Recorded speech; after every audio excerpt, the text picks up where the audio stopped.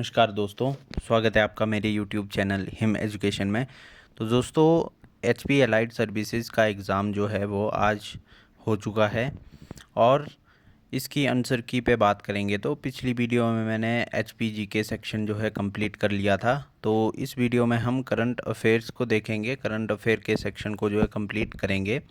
तो हमारे सामने पिछला एक क्वेश्चन जो है वो बच गया था, 57 क्वेश्चन नंबर। तो उस पे बात करें तो क्वेश्चन है, सामाजिक प्रगति सूचकांक SPI के 3 आयाम हैं: बुनियादी मानवीय आवश्यकताएं, भलाई के आधार और अवसर। दूसरी स्टेटमेंट है, हिमाचल प्रदेश को SPI 2022 के अनुसार 9वां स्थान मिला था और टियर 2 का दर्जा प्राप्त हुआ था। तो इसका जो पहली स्टेटमेंट है वो तो बिल्कुल सही है, दूसरी स्टेटमेंट जो है वो गलत हो जाएगी। तो ऑप्शन सी जो है इसका राइट आंसर हो जाएगा। फिर नेक्स्ट क्वेश्चन है आपका, 2023-24 के दौरान गठित स्वयं सहायता समूहों की संख्या के अनुसार निम्नलिखित जिलों को अवरोही क्रम में व्यवस्थित करें।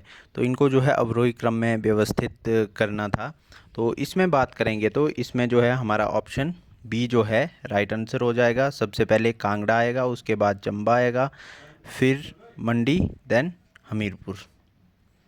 नेक्स्ट है 59 क्वेश्चन नंबर। तो जून 2019 में बिजली मंत्री ने घोषणा की कि भारत एक बिजली अधिशेष देश बन गया है जहां बिजली या कोयले की कोई कमी नहीं है। नेक्स्ट स्टेटमेंट है, वर्तमान में भारत अपनी अधिकांश ऊर्जा नवीकरणीय स्रोतों से पैदा करता है। नेक्स्ट है, 31 मार्च 2018 को भारत की प्रति व्यक्ति बिजली खपत 1149 किलो WH है। नेक्स्ट है, PPA खरीदारों और जनरेटर के बीच द्विपक्षीय अनुबंधन है। तो इसमें अब हम आंसर की बात करेंगे तो इसमें जो है हमारा ऑप्शन डी 3 और 4 जो है वो बिल्कुल सही हो जाएगा। नेक्स्ट है क्वेश्चन नंबर 60, राष्ट्रीय कृषि विकास योजना, और यहाँ पर कृषि योजनाएं दी गई हैं और लॉन्चिंग ईयर दिए गए हैं इसमें। तो इसमें जो है हमारा ऑप्शन कौन सा सही हो जाएगा, तो हमारा ऑप्शन जो ए है वो बिल्कुल सही हो जाएगा। फर्स्ट कृषि विकास योजना की बात करेंगे तो इसका जो ये जो है ये 2007-8 में आई थी। इसके बाद बात करेंगे प्रधानमंत्री फसल बीमा योजना की। तो फसल बीमा योजना जो है वो आपकी 2016 में ही आई थी। इसके बाद बागवानी के एकीकृत विकास के लिए मिशन 2014-15 में और किसान क्रेडिट कार्ड 1998-99 में। तो ये था। बाकी इसके बाद जो है दूसरी PDF में है क्वेश्चन। तो इसके बाद हमारा नेक्स्ट क्वेश्चन है क्वेश्चन नंबर 81। तो वो HP GK के थोड़े बहुत क्वेश्चन जो है वो हमारे बच रहे थे। उसके बाद नेक्स्ट क्वेश्चन है, ये सीरीज़ की बात करूँगा तो सीरीज़ जो है ये हमारी A सीरीज़ है। तो नेक्स्ट क्वेश्चन है, हाल ही में भारतीय अंतरिक्ष अनुसंधान संगठन ने मौसम उपग्रह इनसेट 3DS किससे लॉन्च किया है। तो ये किया है ऑप्शन डी GSLV F14 से। ऑप्शन डी जो है राइट आंसर है। इसके बाद हाल ही में सिक्किम ने किसके सहयोग से इंस्पायर कार्यक्रम शुरू किया है। तो इंस्पायर्स कार्यक्रम की बात करेंगे तो इंस्पायर्स कार्यक्रम जो है किससे शुरू किया है, तो ऑप्शन सी WB से शुरू किया है। नेक्स्ट है, अभी हाल ही में खेले गए मुंबई ट्रांस हार्बर लिंक की लंबाई कितनी है। तो इसकी लंबाई जो है 21.8 किलोमीटर है। नेक्स्ट है, सेला सुरंग किसको जोड़ती है। तो सेला सुरंग की बात करेंगे तो ऑप्शन बी तेजपुर व तवांग को जोड़ती है ये। नेक्स्ट है, भारत में किससे लंबी रेलवे सुरंग किन स्टेशनों के मध्य स्थित है। तो ये आपको जो है ऑप्शन सी बनिहाल और काजीगुंड के मध्य जो है देखने को मिलती है। नेक्स्ट है, पुरुष टेनिस में सबसे उम्रदराज चैंपियन रोहन बोपन्ना ने कितने ग्रैंड स्लैम जीते हैं। तो इन्होंने जो है ऑप्शन सी 2 ग्रैंड स्लैम जीते हैं। नेक्स्ट यहाँ पर सिटीज़ दी गई हैं और इनको जो है इनकी स्टेट से जो है मिलाना था। तो बहुत ही इजी क्वेश्चन था ये। तो लोथल की बात करेंगे तो लोथल कहाँ आपको देखने को मिलता है। तो लोथल आपको जो है गुजरात में देखने को मिलता है। इसके बाद बात करेंगे तो इसके बाद कुशीनगर की बात करें आप तो कुशीनगर आपको कहाँ देखने को मिलता है। कुशीनगर जो है उत्तर प्रदेश में देखने को मिलता है। तो इससे ही जो है आपका क्वेश्चन सॉल्व हो जाएगा। ऑप्शन ए जो है राइट आंसर हो जाएगा। औरंगाबाद की बात करेंगे तो ये महाराष्ट्र में देखने को मिलता है और अंबिकापुर छत्तीसगढ़ में। ऑप्शन ए राइट आंसर हो जाएगा। इसके बाद यहाँ पर नीतीश कुमार के बारे में भी क्वेश्चन पूछा गया था आपसे, तो इसमें बात करेंगे तो इसमें जो है आपका ऑप्शन ए जो है राइट आंसर हो जाएगा। 2013 की बात करेंगे तो 2013 में मोदी को पीएम पद का उम्मीदवार बनाने के लिए एनडीए छोड़ दी थी उन्होंने। उसके बाद 2015 में आरजेडी, कांग्रेस और वाम दलों के साथ गठबंधन में बिहार का चुनाव भी लड़ा था इन्होंने। उसके बाद 2017 की बात करेंगे तो 2017 में एनडीए में इनकी वापसी हुई थी और 2024 में अभी हाल ही में जो है आरजेडी, कांग्रेस और लेफ्ट वाम को जो है इन्होंने त्याग दिया था। नेक्स्ट है dash new development bank, NDB की बात हो रही है यहाँ पे, न्यू डेवलपमेंट बैंक की बात हो रही है, तो कत सदस्य नहीं है, तो कतर जो है इसका सदस्य नहीं है। नेक्स्ट है 2023 का विषय था वसुधैव कुटुंबकम, एक पृथ्वी एक परिवार एक भविष्य। तो ये किसकी जो है थीम थी, तो ये मेन थीम थी सी, भारत की G20 अध्यक्षता की। इसके बाद जो आपकी जॉइंट एक्सरसाइज होती है, ये भी बहुत ही इजी क्वेश्चन पूछा था, मित्र शक्ति के बारे में पूछा था। तो मित्र शक्ति नवंबर 2023 में जो पुणे में एक्सरसाइज आयोजित हुई थी, तो वो किन देशों के बीच में हुई थी, तो ये हुई थी भारत और श्रीलंका के बीच में। इसके बाद भारत और यूरोपीय मुक्त व्यापार संघ ने एक व्यापार और आर्थिक भागीदारी समझौते पर हस्ताक्षर किए। निम्नलिखित में से कौन सा देश इस समझौते का हिस्सा नहीं है, तो इसमें जो है कौन सा नहीं है, तो स्वीडन जो इसमें नहीं है, ऑप्शन ए। फिर है SIPRI रिपोर्ट मार्च 2024 के अनुसार डैश दुनिया का सबसे बड़ा हथियार आयातक देश बना हुआ है, तो ये हमारा इंडिया, भारत देश है। नेक्स्ट है भारतीय संविधान सभा डैश समान नागरिक संहिता यूनिफॉर्म सिविल कोड की बात हो रही है, तो यूनिफॉर्म सिविल कोड से जो है कौन सा आर्टिकल जो है हमें देखने को मिलता है, तो आर्टिकल 44। अब यूनिफॉर्म सिविल कोड की बात करेंगे तो यूनिफॉर्म सिविल कोड जो है पहली स्टेट में जो है लागू हुआ था, तो वो पहले गोवा में हमें पहले से ही देखने को मिलता था। और अभी हाल ही में कौन सी स्टेट ने जो है इसे लागू किया था, तो हाल ही में जो है उत्तराखंड स्टेट ने यूनिफॉर्म सिविल कोड को सबसे पहले लागू किया है भारत देश में। नेक्स्ट है डैश नागरिकों से मनरेगा परिसंपत्तियों पर प्रतिक्रिया प्राप्त करने का एक उपकरण है, तो कौन सा है ये, जन मनरेगा ऐप। तो बहुत इजी क्वेश्चन था ये भी। इसके बाद भारत को संयुक्त राष्ट्र मानवाधिकार परिषद में डैश के लिए फिर चुना गया, तो कौन से कार्यकाल के लिए जो है भारत को चुना गया, तो भारत को जो है ऑप्शन सी छठे कार्यकाल के लिए चुना गया। इसके बाद श्री किशोर मकवाना डैश के राष्ट्रीय आयोग के अध्यक्ष मई 2024 तक हैं, तो ये शेड्यूल कास्ट अनुसूचित जाति के अध्यक्ष हैं। नेक्स्ट है प्रवासी दिवस, भारतीय दिवस जो है हर साल कब मनाया जाता है, तो ये 9 जनवरी को हमें देखने को मिलता है। नेक्स्ट है नेक्स्ट स्टेटमेंट बेस्ड क्वेश्चन है आपका, तो इसमें जो है पूछा गया है कि गांव का अर्थ राज्यपाल द्वारा सार्वजनिक अधिसूचना द्वारा निर्दिष्ट गांव है। नेक्स्ट है ग्राम सभा का अर्थ गांव से संबंधित मतदाता सूची में पंजीकृत व्यक्तियों से मिलकर बनी संस्था है, तो इसमें ऑप्शन ए दोनों कथन जो है वो आपके सही हो जाएगा। Both statements 1 and 2 are correct.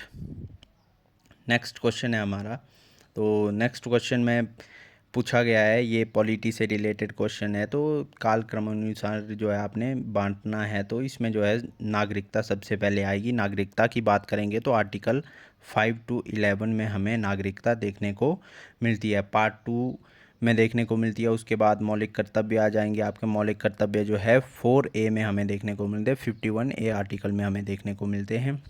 उसके बाद कौन सा आएगा, तो 2, 1, 4, 3, तो ऑप्शन बी जो है आपका राइट आंसर हो जाएगा। इसके बाद सार्क का क्वेश्चन पूछा गया था, तो सार्क में अब इस क्वेश्चन की बात करेंगे तो इस क्वेश्चन में कौन सा आपका आंसर जो है सही होगा, तो ऑप्शन ए 1 and 3। 1 स्टेटमेंट जो है बिल्कुल करेक्ट है, 3rd स्टेटमेंट भी बिल्कुल करेक्ट है। अब कोलंबो की बात करेंगे तो कोलंबो में जो है इंफॉर्मेशन केंद्र हमें देखने को नहीं मिलता है, इसमें जो है कल्चरल हमें देखने को मिलता है, कल्चरल जो सेंटर है वो देखने को मिलता है। और उसके बाद अब इंफॉर्मेशन सेंटर की बात करेंगे तो इंफॉर्मेशन सेंटर हमें कहाँ देखने को मिलता है, तो ये हमें जो है नेपाल में देखने को मिलता है। ऑप्शन ए जो है बिल्कुल सही हो जाएगा, 1 और 3। नेक्स्ट क्वेश्चन भी इजी पूछा था। तो राष्ट्रीय महिला आयोग की स्थापना कब हुई थी? तो अगर यही आपको पता था तो आपका क्वेश्चन यहीं से बन जाना था। ये 1992 में हुआ था। और Himachal Pradesh public service commission जो है ये 1971 में हुआ था। ऑप्शन बी जो है आपका राइट आंसर हो जाएगा। नेक्स्ट है, हाउती विद्रोही कहाँ स्थित हैं? तो हाउती विद्रोही ये जो है ऑप्शन सी यमन में स्थित है। द ग्लोब एंड मेल किस देश का सर्वाधिक प्रामाणिक दैनिक समाचार पत्र है? तो ये किसका है? ये कनाडा का है। नेक्स्ट है, 2024 में G20 की मेज़बानी कौन सा देश करेगा? तो ये जो है ब्राज़ील करेगा। नेक्स्ट है, 16वां विश्व सामाजिक मंच सम्मेलन कहाँ आयोजित हुआ? तो ये काठमांडू में आयोजित हुआ। नेक्स्ट है, 2024 में अंतर्राष्ट्रीय महिला दिवस का मूल विषय क्या था? तो ये था ऑप्शन बी, महिला सशक्तिकरण में निवेश प्रगति को आगे बढ़ाना। तो ये ऑप्शन बी जो है ये करेक्ट हो जाएगा। नेक्स्ट है, वासेनार व्यवस्था का सचिवालय स्थित है। तो ये कहाँ पर स्थित है? ये वियना में आपको देखने को मिलता है। नेक्स्ट है, विश्व मृदा दिवस कब मनाया जाता है? तो ये दिसंबर 5 में मनाया जाता है। इसके बाद है आपका स्टेटमेंट बेस्ड क्वेश्चन था ये भी। तो इसमें पूछा गया है कि इथोपिया अफ्रीका महाद्वीप में चीन के सबसे अच्छे दोस्तों में से एक है। तो चीन के अच्छे दोस्तों में से एक है। इसके बाद नेक्स्ट स्टेटमेंट है, इथोपिया अफ्रीका महाद्वीप का एक स्थलरुद्ध देश है। तो स्थलरुद्ध की बात करेंगे तो ये जो लैंडलॉक्ड कंट्री है। तो ये स्टेटमेंट्स पूछी गई थी, तो ये दोनों जो है स्टेटमेंट्स करेक्ट हैं। ऑप्शन ए जो है आपका सही हो जाएगा। नेक्स्ट भी स्टेटमेंट बेस्ड क्वेश्चन है। तो इसमें बताया गया है कि नॉर्वे EFTA का सदस्य नहीं है। पुटलैंड इथोपिया का एक स्वायत्त भूभाग है। तो इसमें अब फर्स्ट स्टेटमेंट की बात करेंगे और सेकंड स्टेटमेंट की बात करेंगे तो दोनों ही इनकरेक्ट है। ऑप्शन बी जो है आपका राइट आंसर हो जाएगा। नेक्स्ट है, चीन पाकिस्तान आर्थिक गलियारे के अंतर्गत पाकिस्तान की निम्नलिखित बिजली परियोजनाओं को उत्तर से दक्षिण की ओर व्यवस्थित करना था। तो इसमें आपको ऑप्शन बी जो है करेक्ट दिखेगा। सबसे पहले 4, फिर 3, फिर 2, फिर 1। तो बी जो है आपका करेक्ट आंसर हो जाएगा। इसके बाद बात करेंगे तो निम्नलिखित को प्रवर्तन के बाद कालक्रमानुसार जो है व्यवस्थित करना था। तो इसमें अगर आपको पता था कि सबसे लेटेस्ट जो है पेरिस समझौता ही था, तो इसमें जो है आपका क्वेश्चन यहीं से सॉल्व हो जाना था। ऑप्शन बी जो है करेक्ट हो जाएगा। नेक्स्ट है, निम्नलिखित कथनों पर विचार कीजिए। तो अब इसमें बात करेंगे तो इसमें जो है आपको कौन सा ऑप्शन डी जो है राइट आंसर होगा। इसमें जो है 2 और 4 जो है आपकी स्टेटमेंट्स वो बिल्कुल सही हैं। नेक्स्ट है, युद्ध अभ्यास भारत व चीन के बीच एक संयुक्त सैन्य अभ्यास है। बिल्कुल गलत है, युद्ध अभ्यास भारत और USA के बीच होता है। इसके बाद तवांग सेक्टर हिमाचल प्रदेश के उत्तर पश्चिमी क्षेत्र में बिल्कुल सही है। इसके बाद अरुणाचल प्रदेश के तवांग सेक्टर में पीली नदी के किनारे भारत और चीन के सैनिक आपस में भिड़ गए।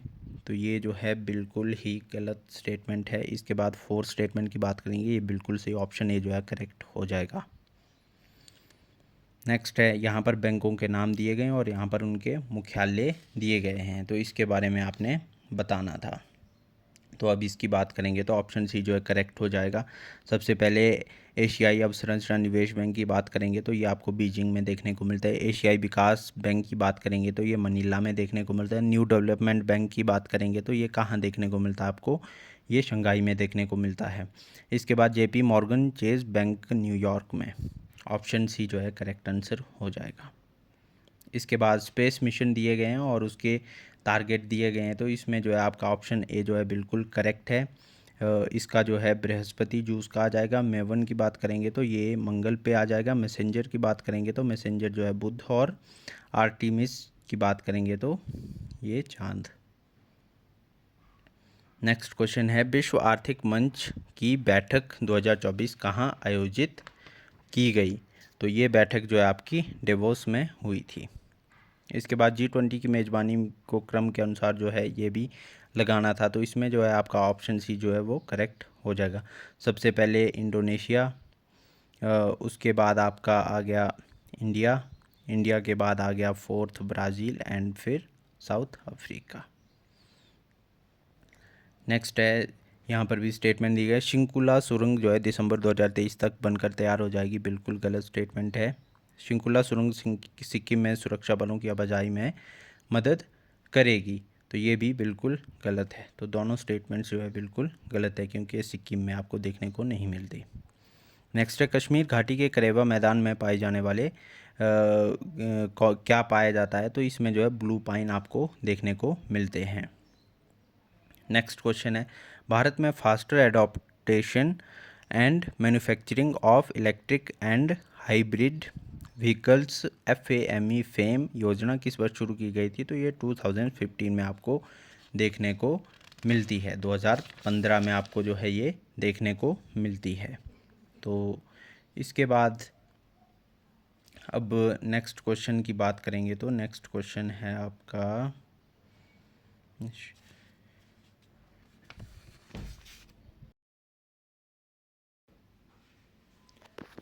तो नेक्स्ट क्वेश्चन है आपका, नेक्स्ट क्वेश्चन की बात करेंगे तो श्रम, कपड़ा और कौशल विकास पर स्थायी समिति के अध्यक्ष कौन थे, जिसने 20 दिसंबर 2023 को बाल श्रम पर राष्ट्रीय नीति एक आकलन अपनी रिपोर्ट जो है वो प्रस्तुत की। तो इसमें ऑप्शन बी भर्तृहरि महताब आपको राइट आंसर मिलेगा। 2022-23 में भारत ने अपनी खपत का कितना प्रतिशत कच्चा तेल आयात किया, तो इम्पोर्ट कितने % जो है तेल किया, तो ये था आपका 87%। नेक्स्ट है, निम्नलिखित में से किस कीटनाशक ने भारत में सबसे बड़ी बाजार में हिस्सेदारी की, तो ये कीटनाशक आपको देखने को मिलेगा। नेक्स्ट है, भारत के कुल व्यापार में खाड़ी सहयोग परिषद GCC देशों का योगदान कितना है, तो ये कितना है, तो ये है आपका 1/6, 1/6। नेक्स्ट है, माल ढुलाई की मात्रा के हिसाब से भारत का सबसे बड़ा व्यापारिक बंदरगाह कौन सा है, तो ये कांडला बंदरगाह आपको देखने को मिलेगा। नेक्स्ट है, निम्नलिखित में से कौन भारत में मौद्रिक नीति के लिए सर्वोच्च निर्णय लेने वाली संस्था है, तो ये RBI आपको देखने को मिलेगी। नेक्स्ट है, नेक्स्ट स्टेटमेंट बेस्ड क्वेश्चन है आपका, तो इसमें बताया गया है, पूछा गया है कि वित्त वर्ष 2023 में भारत का चालू खाता CAD सकल घरेलू उत्पाद 1.9% तक जो है वो सीमित हो गया।